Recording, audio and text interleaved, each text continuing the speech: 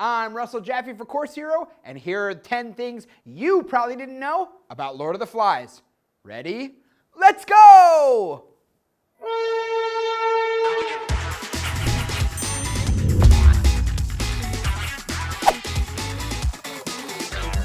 Beelzebub, named in the biblical books Matthew, Mark, and Luke, is often translated from Hebrew as Lord of the Flies, thus giving the sow's head thematic importance. And the book, its title. Golding referred to the writing as boring and crude. Thought it was a joke that the book is considered a classic. Late in his life, he refused to reread it, fearing the novel would dismay him more than he could bear.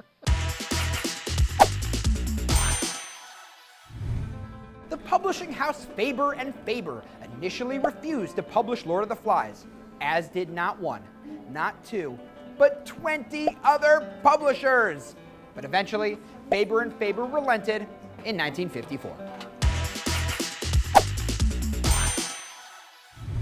Golding was paid only £60 for the publication, and it sold only 4,662 copies in its first year. Now, 7 years later, Golding did a lecture tour in the US on college campuses, and the paperback edition came out. And by 1962, it had sold 500,000 copies. I'll take one.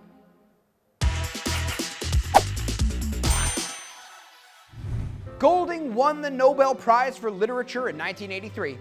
The committee said the prize was awarded for his novels which, with the perspicuity of realistic narrative art and the diversity and universality of myth, illuminate the human condition in the world of today.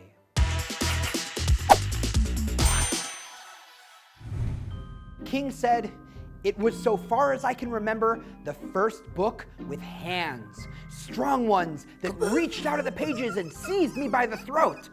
It said to me, this is not just entertainment, it's life or death."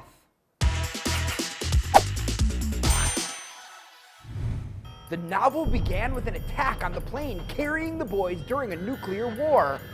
While the attack and war are implied in the published version, they are not overtly described. Lord of the Flies has inspired the work of many musicians, such as Killer Mike's Willie Burke Sherwood, featuring lines like, "I convinced myself it was better for me to be Jack in Lord of the Flies." Other works, including Shadows and Tall Trees by U2 and Lord of the Flies by Iron Maiden, have been directly influenced by the book. Lord of the Flies sits at number 8 on the American Library Association's list of banned and challenged classics. The reasons include passages about sex, defamation of minorities, God, women, and the disabled, and claims that it is demoralizing inasmuch as it implies that man is little more than an animal.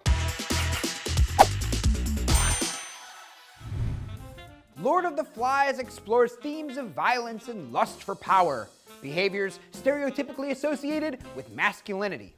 In an interview, Golding suggested that a group of young boys, as opposed to young girls, offers a more accurate image of how our patriarchal society functions on a large scale, saying, "I think women are foolish to pretend they are equal to men. They are far superior and always have been."